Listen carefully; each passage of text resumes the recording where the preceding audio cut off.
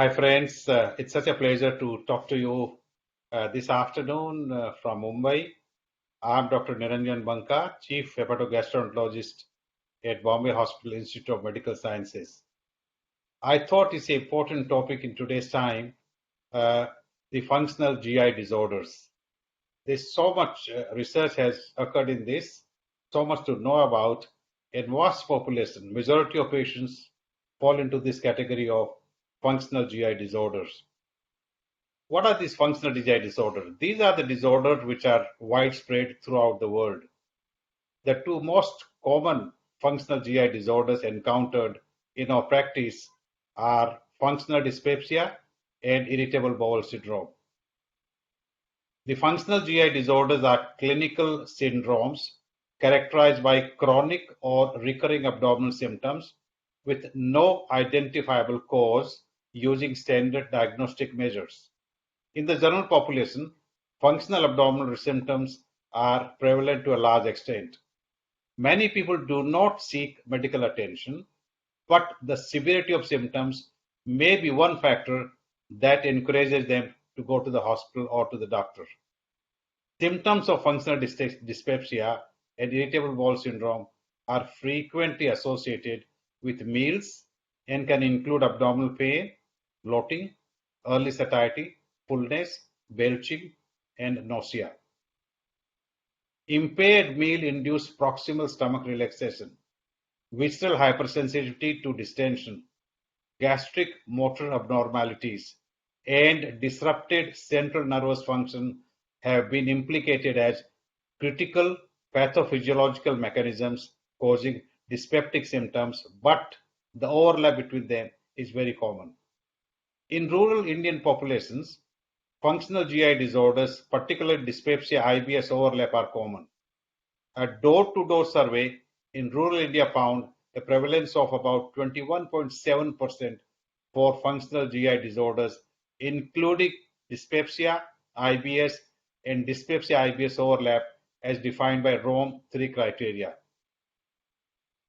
Chewing tobacco, aerated soft drinks, consumption of tea and coffee, disturbed sleep, and anxiety parameters are well linked to functional GI disorders in a multivariate analysis. The recent updated Rome 4 criteria were developed not only to provide guidance for research studies in journal and therapeutic trials in particular, but also to facilitate making a positive diagnosis of individual functional GI disorders based on the presence of characteristic symptoms as well as the absence of alarm features and objective findings from a limited number of standard diagnostics tests and investigations. The Rome 4 criteria define dyspepsia as any combination of four symptoms. They could be functional postprandial fullness, early satiety, epigastric pain, and epigastric burning that are severe enough to interfere with daily activities and occur at least 3 days per week for the previous 3 months, with an onset at least 6 months in advance. IBS is a syndrome defined by recurrent abdominal pain in conjunction with altered bowel habits such as diarrhea, constipation, or both. According to the Rome 4 criteria, symptom onset should be at least 6 months before diagnosis, and symptoms should be present within the last 3 months. Functional GI symptoms may be caused by a genetic predisposition, early life events, stress, allergy, atopic disposition, dysbiosis, including current and previous infection, and brain-gut or gut-brain axis dysfunction. Although specific pathophysiological changes in the stomach, duodenum, and colon are now being identified as possible source of symptoms in functional dyspepsia and IBS, it is becoming clear that a comprehensive approach to treating these disorders is also required. Successful therapy for patients with functional dyspepsia and irritable bowel syndrome is currently based on the careful exclusion of organic disease with the treatment provided as needed. All patients require advice on simple measures, the lifestyles such as reassurance and dietary and lifestyle changes, followed by symptom management with evidence-based drugs as needed.